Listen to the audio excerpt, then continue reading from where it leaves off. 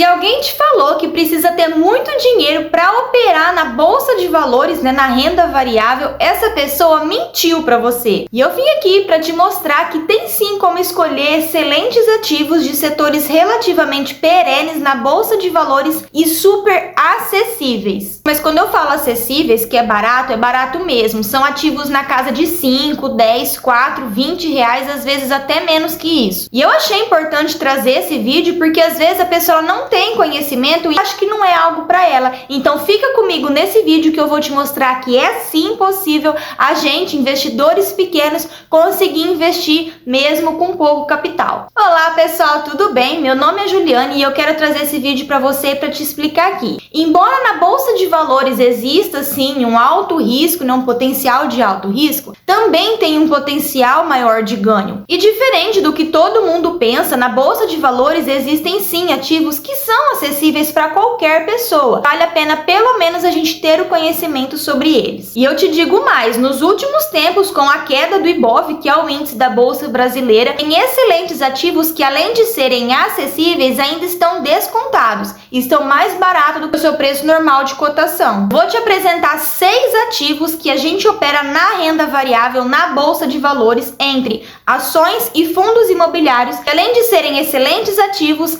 acessíveis, ainda são pagadores de dividendos. É aquela rendinha extra, aquela renda passiva que cai na nossa conta sem a gente fazer nada. Eu elenquei esses 6 ativos para te apresentar. Então o intuito desse vídeo é a nível de conhecimento, não são recomendações de compra. Eu não tenho a certificação, então eu não posso indicar, não posso recomendar nenhum ativo. É realmente a título de fazer você conhecer e posteriormente vale a pena estudar um pouquinho mais e você ver se vale a pena ou não investir nesse tipo de ativo. Primeiro ativo número 1 eleito para essa nossa lista de 6 ativos é uma ação, é a ação Itaúsa. Os ativos da bolsa de valores, eles são discriminados por setores de atuação. Então existem vários setores. Existe setor de construção civil, o setor educacional, setor de varejo. Cada setor desse tem as suas características. Existem ainda os setores que a gente chama setores perenes, que são aqueles que são fundamentais para a existência humana. Por exemplo, o setor de energia, ele é considerado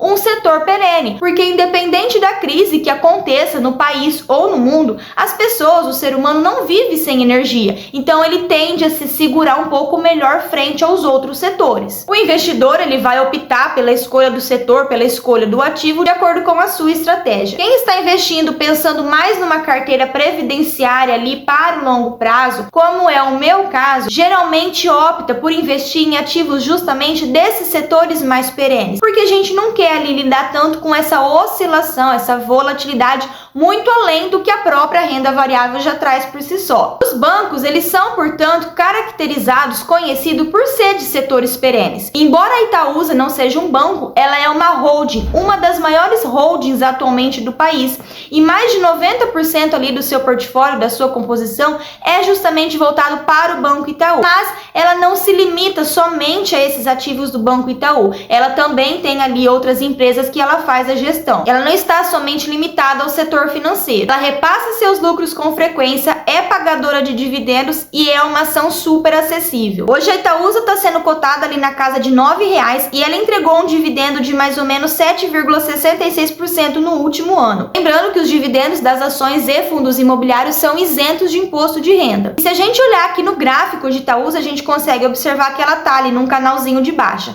Eu sinceramente estou torcendo para ela cair um pouquinho mais porque eu pretendo futuramente aportar nela. A segunda ação barata, também considerada de um setor perene, que é o setor de saneamento, é a ação Sanepar. É uma ação barata no ramo de saneamento e tratamento de água. A Sanepar, ela é a empresa, a companhia de saneamento lá do Paraná. É uma empresa que também se mostrou bastante resistente frente a momentos de crise. Ela vem se recuperando bem após a pandemia. É a melhor empresa ali, se a gente pensar no longo prazo, no setor de saneamento. Se a gente comparar ela, por exemplo, com Sabesp e Copasa. Se a gente olhar aqui no gráfico, a rentabilidade no longo prazo, a Sanepar ganha de longe dos seus pares do setor. investidor. Lembrando que a Sanepar é a Companhia do Paraná, a Companhia de Saneamento do Paraná, a Copasa é a Companhia de Minas Gerais e a Sabesp é a Companhia do Estado de São Paulo. Hoje a Sanepar está sendo cotada na casa de R$ 4,67 e entregou um dividendo na média de 8% no último ano. A terceira ação escolhida é a ação Klabin, que é uma empresa do ramo de papel e celulose. Ela é uma empresa centenária e atualmente ela é a maior exportadora e produtora do Brasil de papéis. Ela tem relação direta com o dólar. É muito bacana a gente ter algum ativo que tem essa correlação direta com o dólar na nossa carteira,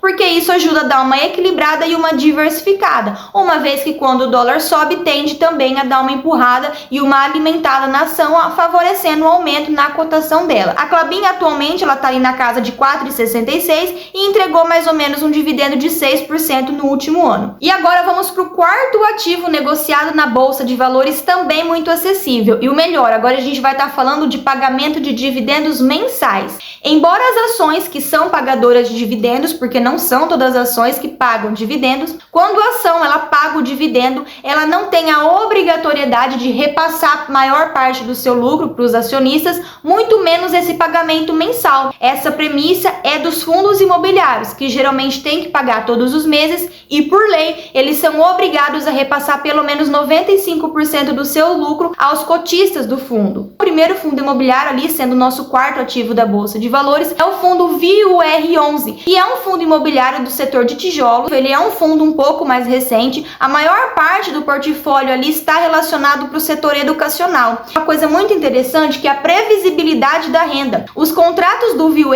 a maior parte deles são contratos atípicos ali na margem de 9 anos para frente, ou seja, a gente sabe mais ou menos do que esperar do fundo. Então essa previsibilidade torna o fundo um pouco mais atrativo e bastante interessante da gente estudar sobre ele. Um dos meus filhos tem VUR na carteira, eu consegui pegar o preço da cota ali bem bacana, na casa de R$ 7,00. Ele já valorizou um pouquinho, ele está sendo cotado hoje em dia na casa de R$ 7,82 e entregou um dividendo de mais ou menos 11% no último ano. Nosso quinto ativo eleito da Bolsa de Valores também é um fundo imobiliário, é o CPTS11, que é um fundo imobiliário muito interessante, fundo de papel. Recentemente ele desdobrou. Ele era um fundo que estava sendo cotado ali na casa de 88, 89, 90 reais e ele desdobrou. Então uma cota viraram 10 cotas. Esse evento ele é muito positivo porque ele traz a volatilidade. Além disso, ele se torna mais acessível, então ele também atrai melhor os investidores. Tem um vídeo aqui no canal que eu explico detalhadamente sobre desdobramento e grupamento. Eu vou deixar o link aqui na descrição, porque são eventos que acontecem com os ativos da Bolsa de Valores e é muito importante a gente saber enquanto investidor. Aliás, com o passar dos anos, essa é uma das premissas da Bolsa de Valores, tornar os ativos mais atrativos e mais acessíveis para o pequeno investidor. O CPTS11 ele é um ativo bem antigo ali desde 2014 e agora, após o desdobramento, ele está sendo cotado ali na casa de 8,60 e entregou um dividendo de mais ou menos 10,8% no último ano. E antes de eu falar aqui o nosso sexto ativo, nosso último fundo imobiliário, eu já te peço para você se inscrever no canal, porque isso me ajuda muito. Conto com você. Nosso último ativo, não menos importante, ele é um queridinho, um famoso ali da Bolsa de Valores, é o MXRF11. Ele inclusive se tornou bastante popular por ser um dos ativos ali a priori um dos mais populares e mais acessíveis. Ele sempre está ali cotado na casa de R$10. Ele é um fundo imobiliário de base 10 e também paga dividendos excelentes. Ele também é um fundo antigo ali desde 2011, além de ter o maior número de cotistas, justamente por ser acessível. Sem dúvida nenhuma, ele já passou por inúmeras crises, já se mostrou bastante resistente e resiliente. Ele entregou no último ano ali na casa de 12,14% de dividendo. Hoje ele está sendo cotado na casa de R$10,93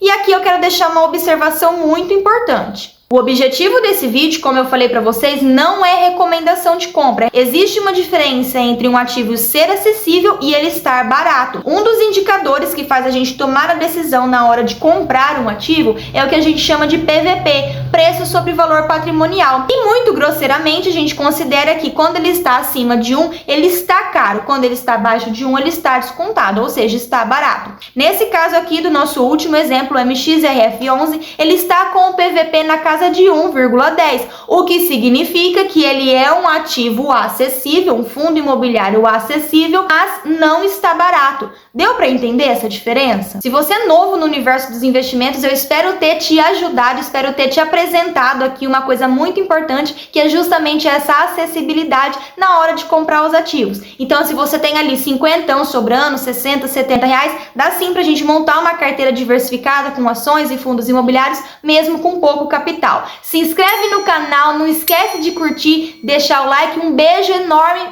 e até o próximo!